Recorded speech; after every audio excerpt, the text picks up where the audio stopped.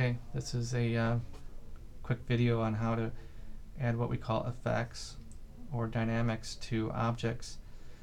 So what could be done here is I've created a plane here and another object, a sphere up here, and if you look at the outliner, that's this icon here, and you look inside there, you've got a plane, a sphere, and I'm going to delete this gravity out of here.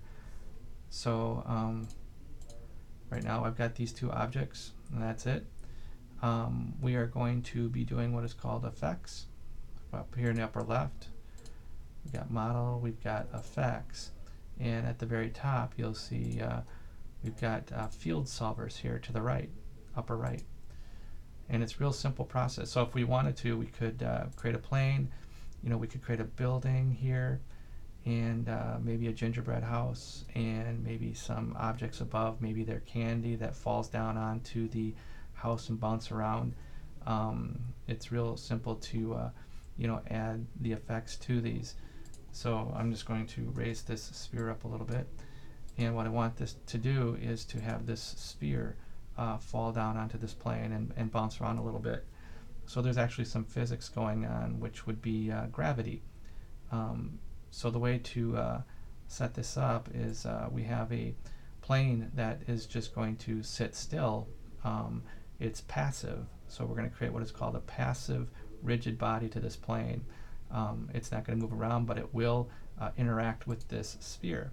The sphere is the one that's actually going to move, and because it's moving and hitting other things, that becomes an active rigid body. So we have a passive body and a rigid body. If I were to build a building here, that building would be passive as well. So all you have to do is select the object here, go to field solvers, and down here it says active rigid body or active passive body. We want passive, so we click on that, and it's telling me down here that there's already a rigid body on here. So I did this a little bit earlier. I'm just going to go to edit, delete by type, and remove the rigid bodies from this. I'm going to click on this, go to edit, delete by type, and remove rigid bodies.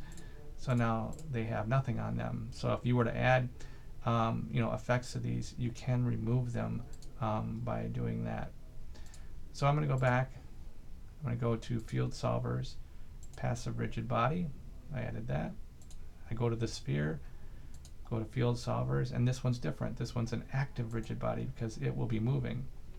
If I rewind and play, nothing happens. That's because we actually haven't added any physics into this scene. So what we need to do is go to field solvers and actually select gravity. So now that I select gravity and hit rewind and play, now we get everything moving. So if you had a building here and made that passive and had some candies here, and you gave all these candies an active rigid body, then it would work fine with the candies falling on top of the house. The thing you have to look out for is over here on the left where it says gravity field. What you don't want to do is you don't want to create a lot of gravity fields here to the left. If you happen to create more than one gravity field, that's going to cause a problem to the scene. So always look over here and make sure you only have one gravity field. If you have more than one, just delete it out. So right now I've got a plane that has a passive body, a sphere that has a rigid body, and then I've added that gravity field. I usually do the gravity field last. So if I set everything up as active or passive, and then I select the active objects and create a gravity field for those, then all I have to do is rewind and play, and that thing is going to bounce around. Okay. That's all I have for this.